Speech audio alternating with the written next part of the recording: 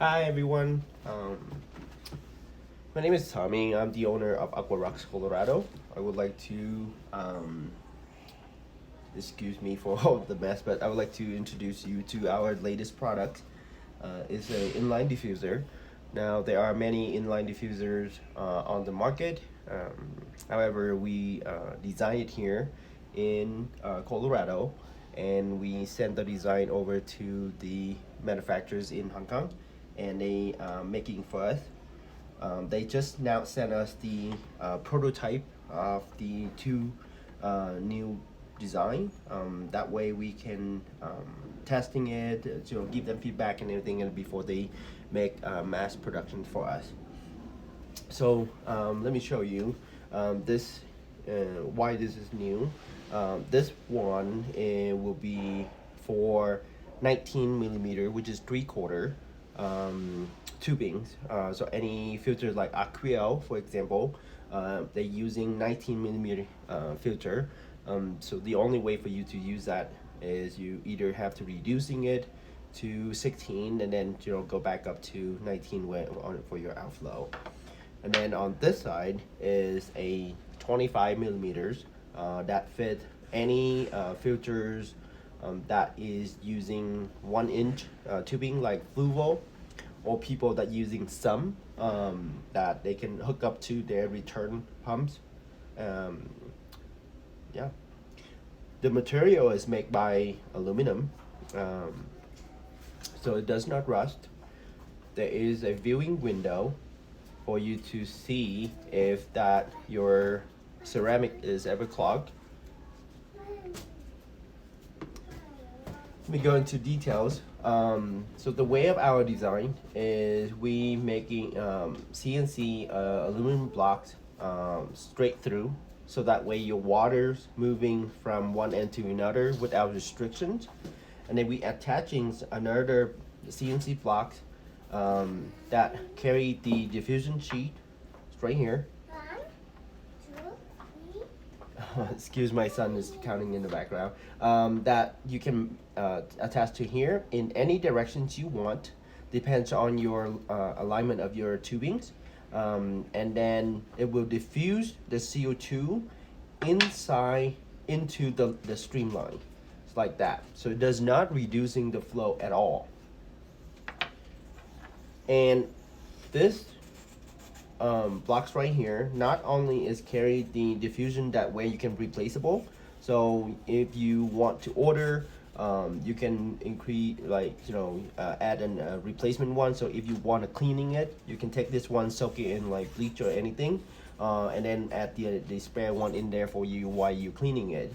Or you don't have to, but because this one's only $4.99 for it to replace, I usually just replacing it. I don't like to cleaning it as well.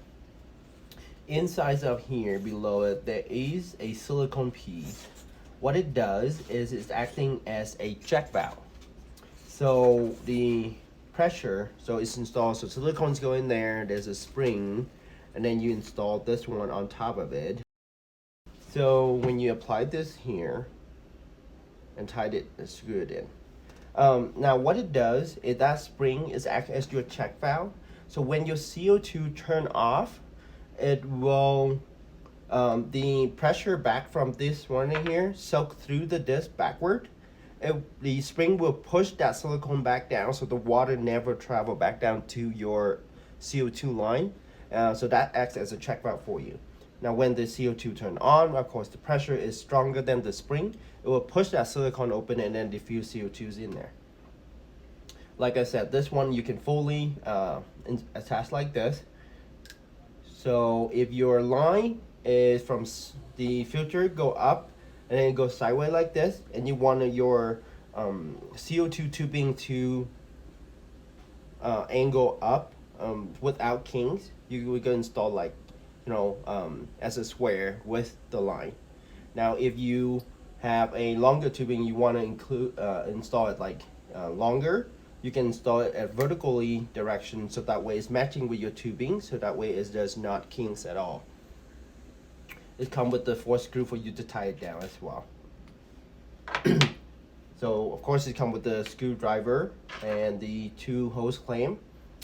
We having this people reporting in the past on our previous model is this one sometimes is rust. So we upgrade this one to stainless steel 304 clamp, so that way it prevent class. Now I have not tested this, so I'm not sure if it's prevent rust or not. But I did feedback to the manufacturer and ask them to make sure that this is stainless steel.